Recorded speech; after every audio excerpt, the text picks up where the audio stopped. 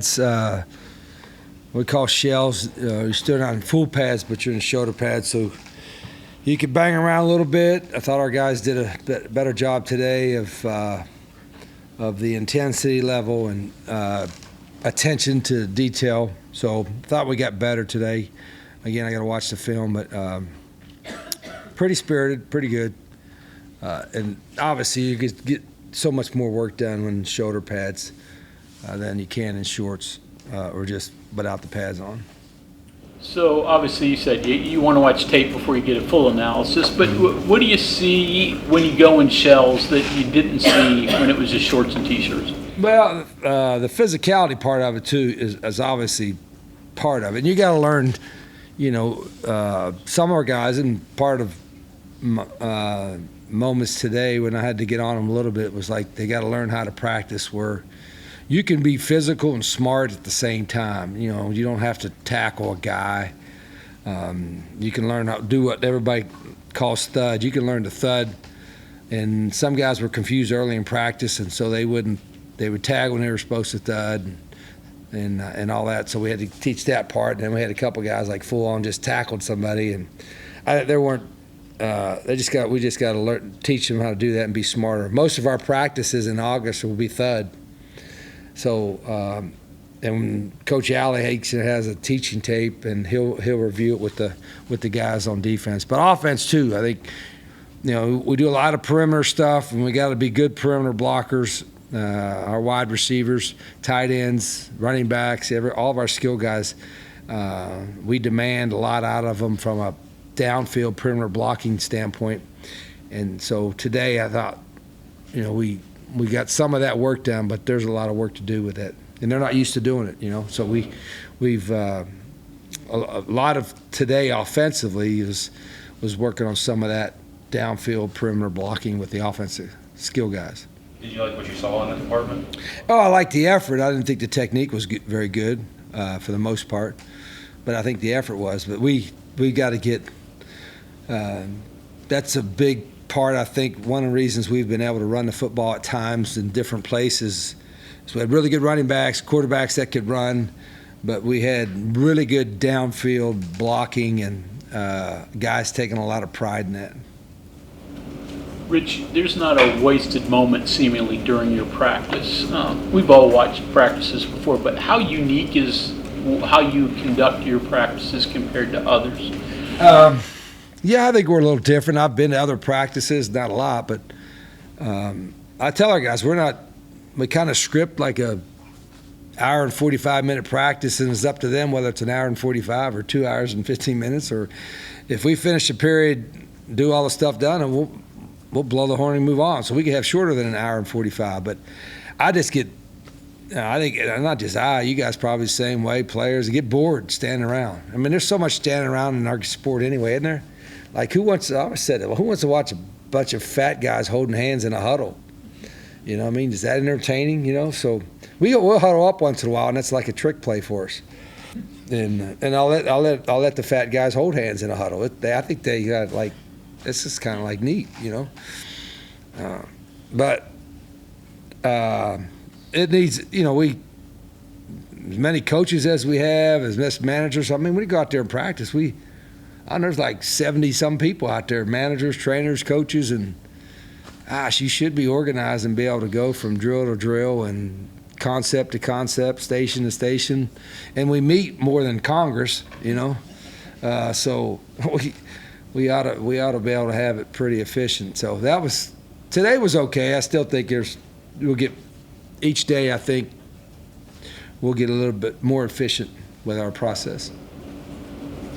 How was the execution today? Assignments, execution. I'm all for it. Right? All for it, yeah. And John McKay.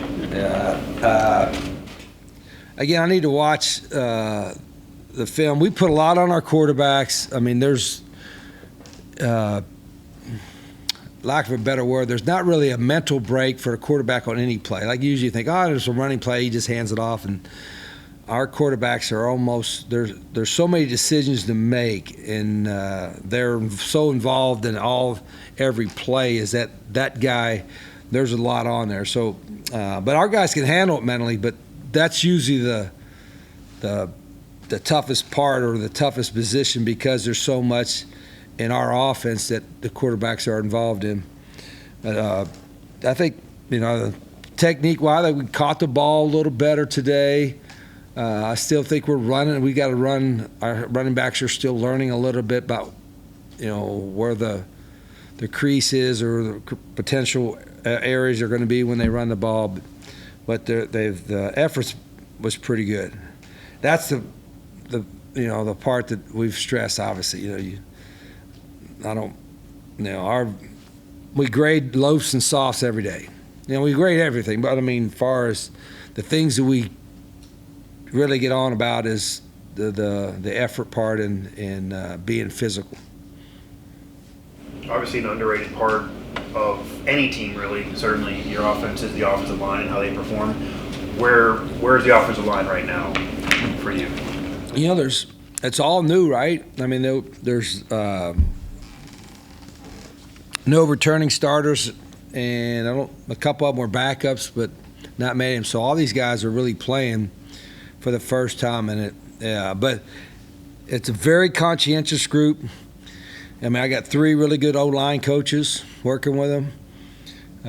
I think they mentally, as far as assignment-wise, and we're not that complicated at all, but what I saw, at least the last 3 days, they've been pretty sharp mentally. I didn't think today we got as much push maybe up on the line of scrimmage. And our Coach Alley he's got 46 blitzes and 18 coverages and 45 fronts put in already, I think. So it's like, okay, Zach, we're doing a lot. And I hate to limit it because they do such a good job teaching it. But there's a whole lot more that our guys have saw up front today in the third day of practice than you would normally expect. So I reserve judgment until we see it a few more times. Conditioning wise and all that, offensive line wise. That's where are they? Today was hard to judge that because it was like 68 degrees, no sun.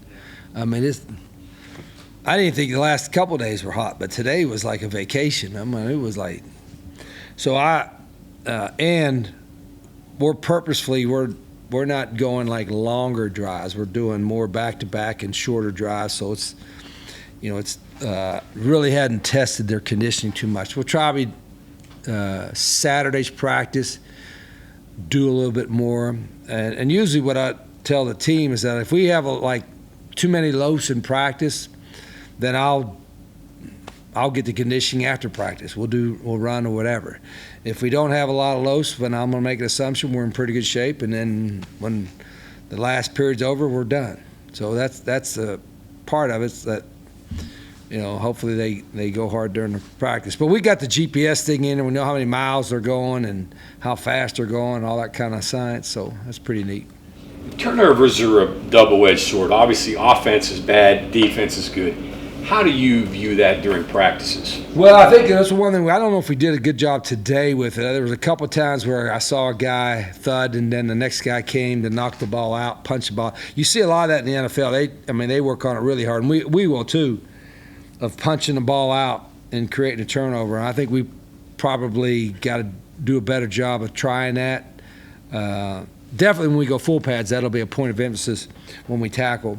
And then offensively, the ball security, I said that's the same thing. I've always said this, that thing that they're carrying is not a football, that's the program. They're carrying the program. And so would you leave the program in somebody else's hands or laying around? So I don't think it was bad today, but that's always a point of emphasis. The first 3 days, is there a position group that is really standing out to you? Is it still too early to tell? No, not really. And I probably don't look. I look at it in totality anyway. I don't the running backs are good today. Because usually if the running backs look good, it's because we did a good job up front. And if the wideouts look good, it probably means the quarterbacks probably threw the ball accurately, If the safeties look good, whatever, it probably means that our quarterbacks were bad.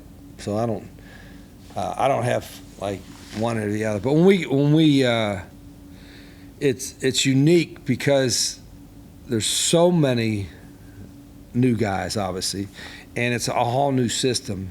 So 3 practices in, I guess I was hoping maybe 3 or 4 practices in we could kind of get a better idea, like where the depth chart's shaping up. But maybe it's a good thing that I haven't, because there's so many more guys that are like, there's not like a lot of guys like separating themselves, good or bad, in certain positions yet. And I think maybe that's a good thing. I think, again, my goal is to play the most people, and whatever the record is for playing number of players, I want to break that record. But they got to be good enough to win with, for us to play them. And so there's some really good, healthy competition. We got to see some field goals and some punts today. How are those 2 units? Yeah, I think we got a punt team in, special teams, and Ollie punted pretty well today. Our kickers have seemed to be pretty accurate. We've got some good competition going on there. I'm excited about our special teams. I think because, where we're at with our roster and got so many new guys, I mean, everybody wants to compete to play, and they know the special teams is a way for them to get on the field. So, but we just got started with that. It's and we did not do much of it in the spring. We did field goal, we did punt, but we didn't do the rest of them. So we're obviously doing it every day. We're meeting it and walking through it every night. I like our special teams staff, so we'll be okay there. On the other end of special teams, how's the returner competition, returner thought process? Yeah, I'm trying to think who was out there. Preston Fox, Rodney Gallagher, Man Singleton, Bowie. I think those may be the 4 guys that are returning punts. They all seem to be catching the ball pretty good. But we haven't really stressed them too much yet. And I'll probably start, when we get in the full pads, we'll do at least 3 special teams units every day. You mentioned the decisions quarterbacks have to make. Take us through a play from the time you get a typical play. What kind of decisions? Yeah, so you could say just like it's a normal formation. You could have a run play called, and it could be a handoff. The quarterback could keep it, or he could throw it. And some people call that an RPO kind of a deal, but some of it is RPO in nature, and some of it is like every play is an RPO. Like, you're not, the O-linemen aren't, they're running the run play, and the receivers are running the pass play, and the quarterback is making a decision on which one's going to do with that. And so he really has to see the field. That's the first thing the quarterback has to do is, there's 11 guys over there, and I tell him it takes less than a second to scan the field. Miss Rita teases me all the time because people say, "What's your greatest asset?" And I think one time I said, "Well, I got fast eyes. I can I can see what they're doing over there real quick, and recognize the coverage. Like right now, I see that. Right now, I see what the cover. And your quarterbacks, you want them to have that ability to have fast, clear vision before the snap, or as quick as they can, and then after the snap. And a lot of systems are quarterback decision kind of oriented. Ours is that tenfold. A little bit. And sometimes they're not going to be 100% on that. And so some guys can outrun a bad decision, or something like that. But there's a lot on their plate. The good thing, I think, they got, I'm coaching them, Rhett's coaching them, Pat White's coaching them. I mean, we got a bunch of guys in there. Travis is helping. They're getting a lot of tutoring help, but I'm excited about that group. I really am, about this year, next year, and everything we got in the future. I think and you have this is a team sport. Everybody will tell you, I've said this is the greatest team sport there is, but you have no chance to have success if that guy's not pretty good. With all those decisions, with all those options they have, they don't have to change plays, do they? We hope not. That's right, Bob. That's part of the process, that we don't want to have to they check, then we check, and then next thing you know, you lose your tempo and all that kind of stuff. So we try to build as much into it so our tempo does not have to slow down. Some of that is scanning the field, those decision-making things you're talking about, is that what you're looking at specifically in the drill early in practice where the quarterbacks aren't throwing the football, but they're kind of going through the play? Yeah, there's a little bit. I mean, there's run decisions, there's pass decisions, and there's some that involve both. And the more, it's like everything else, right? You're going to get good at what you work at, you know. And here's where it's a little, I don't know if we're different, but when you're doing that, like that one drill when we're doing with the quarterback read zone stuff, if you don't do it at game speed or full speed, then how do you really know that they're going to be able to make that decision at game speed? You know what I mean? So you have to, this is where I'm lecturing now, but that's where your coaches at every position's got to do that. In practice, we have to do things as close to game speed as possible so we know they got it. You know what I mean? And I watch, and it shouldn't bother me, but I watch somebody else kind of do that drill, and they're kind of half speed going through the motion. I'm like, that ain't realistic because that ain't the way it happens in the game. We try to simulate the game type of speed as much as we can in practice. Today's the first day you can talk to recruits about NIL and compensation and negotiations and all that stuff. What? Yeah, it sounds so weird, right? First day. August 1st. Yeah, right. All right. So whenever that starts, but it's like it's kind of a news flash, ding, ding, ding, ding. We've been telling them about, these dudes have been. Oh, hope we didn't break a rule. They've been talking about what they're getting paid for like 11 months now. You can go to the table with stuff now. They don't have to come to you, but you can sit down. You talking about sitting in writing? Yeah, you can like offers and all that stuff like with compensation. Yeah, that's an official offer. Right, but with NIL. Like you can actually, I'm guessing you've already gotten into this, and it's still fairly new, I would think. I mean, I can't imagine this 10 years ago, but it's part yeah, of the day now. Maybe you guys, I just saw something today, like there was you got the NIL commission night, the commission, and they're going to have AI check to make sure it's legitimate and all that, but there was some kind of ruling or something, was that yesterday or today, that they're not going to be as strict on the NIL that maybe we originally thought it was, right? And I'm trying to maybe y'all could educate me. I was like, I thought this was going to be like the collectives were going away, but now they're not going away. And some of the things that they were going to say were going to be turned down from the NIL commission are now not going to be turned down. So are we going to be in the same, you know what I mean?